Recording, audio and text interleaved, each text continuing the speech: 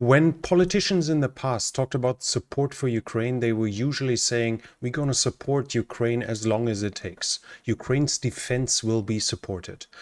That left some implications open, and it seems that those guesses that some of us might have had are seemingly becoming true, because according to the Washington Post, there is no more intention to actually help Ukraine win the war against Russia, against the invader. In this video, we are going to talk about what was actually written in the Washington Post and how to put this into a context, because obviously the strategy of the US, which the Washington Post mentions, is not we are going to make Ukraine lose the war. They are putting it in nicer words, but I'll try to translate it for all of us in a way to show what it actually means, at least according to my understanding.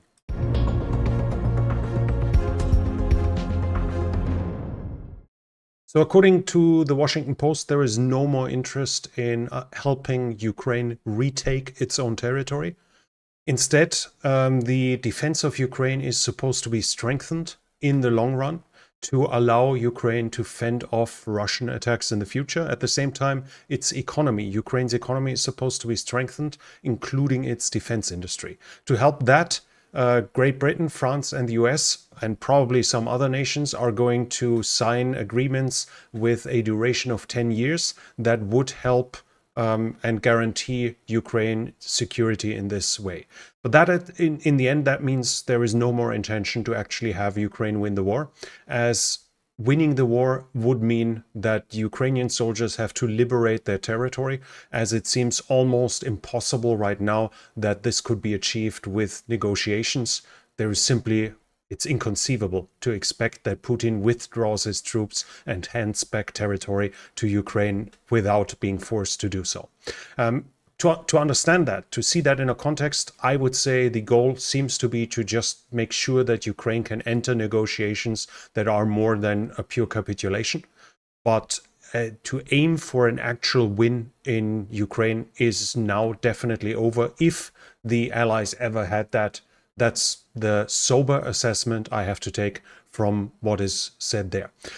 Now, Ukraine is going to be supported with delivery of weapons, with the reform and increase of its defense industry. The goal is to strengthen it so much that it can survive on its own and that Putin is forced to negotiate. But at the same time, if Ukraine is not supposed to retake its territory, this will limit the weaponry that is likely going to come, as weapons that would be considered in quotation mark for offensive use are less likely to be needed, according to this. In the past, we already had it that the US president, for instance, and others said this is not, when Ukraine asked for a weapon system, they said, no, Ukraine doesn't need that, without explaining why, if a nation at war doesn't need that weapon system, why the US would have it in their own inventory at the same time. This means that without those weapons, though, without the ability to strike in the depth of the Russian-held territory, any breakthrough that is essential for the Ukrainians to achieve a success on the ground, to achieve a liberation of their territory, is without any hope. We can expect the continued delivery of air defense systems, of artillery likely, of ammunition, but when it comes to tanks, IFVs, to engineering equipment, to things to clear minefields and to open up paths through fortifications, we can expect that this is going to be trickling in at best, as Ukraine doesn't need it according to the goals of the US, which likely the rest of the other states will follow. At the same time, it seems obvious that Putin is not going to negotiate, and at the very least not until the US elections are over, so basically until a year from now, as he is likely to hope that Trump is going to win the US presidential election, where he seems to have a real shot. And as most of us have heard, Trump claims that he can end the war within 24 hours. And most observers say the only way to do that is to basically force Ukraine to capitulate. And that surely should raise some hopes on Putin's side. Putin so far has not shown any willingness to withdraw from his past goals. He has not reduced any of his war goals. He still wants to take out Ukraine as an independent sovereign state. He will not allow Ukraine to enter the Western sphere of influence while being in any serious condition. He wants to have either mastership over Ukraine itself or the ability to enter it whenever he needs through a demilitarization and through weakening it to an extent that he can do with it when whatever he wants if he feels the need for it. At the same time, he obviously wants to weaken NATO and ideally destroy it, but that's, I guess, a topic for another video in this context. Overall, it's absolutely unlikely that he is going to be happy with freezing the war, so more or less leaving the current front line. At the same time, it seems highly implausible that even if he's able to take the 4 oblasts in full that he freshly annexed, we shouldn't forget that the Crimean Peninsula is also a Ukrainian oblast, but it was already annexed in 2014. But it's unlikely that the Russian president, the Russian state, will be satisfied with just controlling Kherson, Zaporizhzhia, Donetsk, and Luhansk. Just recently, a few months ago, he talked about Odessa, far away from the front line right now to be a Russian city. Should he be able to take Odessa, that would mean that Ukraine loses his access to the Black Sea and thus a further weakening of its economy, basically a crippling blow to its current economic system without any way to control their exports, to do them themselves, or it would force Ukraine to become at the very least an economic satellite state of Russia simply through necessity of using the ports that would then be under Russian control. Right now, Russia is also preparing for a long war. Putin is guessing and is expecting that the West will run out of steam and will stop supporting Ukraine because we don't have the patience to keep doing this. Russia, on the other hand, is preparing legal procedures for future mobilization waves. They have introduced new laws to make recruitment more efficient, to make it less easy to avoid being called up either for reserve duty or for conscription. The punishments for all of this are changed. The whole legal system in Russia is changed, so Russia will be able to mobilize more people and more efficiently than in the past. At the same time, the defense industries, most of them are now running 3 shifts during the day, 7 days of a week. And according to open source observers, it seems likely that Uralvagonzavod, the tank factory, has increased production month by month and is increasing and continuing to increase its output, even though the Western sanctions might have slowed it down. In the meantime, the Russians have managed to find alternative routes to smuggle in the equipment or to replace it with domestic production or imports from China.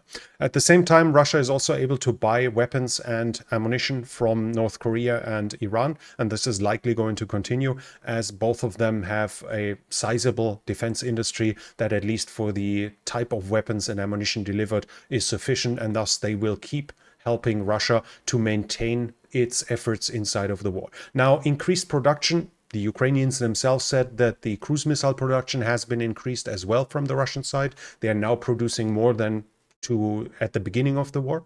Even though those production numbers have gone up, the losses have still been devastating. So we shouldn't understand that Russia soon is going to field a huge army that is perfectly equipped. Russia will continue to struggle with its equipment. But any hope of we just have to hold out until a certain point, until that month of that year, and then Russia will collapse because they run out of tanks, is fantasy, nothing else. So at the same time, the expectation to just keep going in this current way will not lead to a Ukrainian victory, as Ukraine's economic power, Ukraine's ability to produce its weapon is insufficient, and so far the West has not done the decisive measures that it could take. There is no doubt that the West could outproduce Russia and that it could outproduce Russia, North Korea, and Iran, but it has not chosen to do so in the past, and from the measures we see, from the reports we see, it does not intend to do that as well. So this means that basically Ukraine is just going to receive enough to ideally not to lose too much until the Russians say, we're done now, let's negotiate. But this will be a Ukrainian defeat, no question about it, because Russia will keep more territory unless something fundamentally changes. Because while the defense can be a viable strategy, it will not win this war, especially not a war where the demographics and industrial capacities are so vastly different. And now, according to more serious estimates, the Russians have lost quite a higher number of personnel than the Ukrainians, but even there, the numbers aren't even 1 to 2, and Ukraine would have to cause casualties 4 times as many, more likely 5, 6, 7 times as many as they are suffering. And while on the defense, they might have a better ratio than 1 to 1, getting a 1 to 7 is out of the question, is fantasy, is impossible. So Ukraine will run out of men before the Russians do, if it continues like this, if the war is being drawn out, if there's not even the intention anymore to equip a Ukrainian army to an extent that it can retake its own territory, then the defeat of Ukraine is already being planned for and is already being accepted. Obviously, this is not the final word. Some things can change. There might be a different presidential candidate running in the US that is neither Trump nor Biden, and who wants to support Ukraine actually win the war. Europe might finally wake up at some point, because Europe's economic capacity should be sufficient to support Ukraine to win against Russia, all on their own as well, without American help. But as of now, we don't see the measures to be taken in this regard. This is a sobering assessment, but that's how I understand it, what the Washington Post writes. Because without the intention to even take up their own country, it's basically an acceptance of defeat. Now it's only the question, how big will the Ukrainian defeat be at that point? If you like this video, despite the horrible topic, despite the negative topic, I would really appreciate a thumbs up, because it helps a lot with the algorithm. Leave a comment. What do you think about the situation, the assessment? Am I wrong? Do you have a different understanding of what the Washington Post wrote? I'm going to link it in the comment section, the article, so you can check it out for yourself. And if you're new here, I would like to invite you to subscribe to the channel and hit the bell icon so you don't miss future videos. I'm following and reporting on the war in Ukraine, and I try to keep an unbiased and an as objective as possible view on this topic, even if I have my own biases here, and even if I am supporting one side at the same time, I'll try to stick to the truth. And if you like this, then I would obviously invite you to stay here, become a subscriber, and stay here and help me grow the channel. This channel is only possible because of the support of viewers like you. If you'd like to support the channel, you can do so by the means in the description.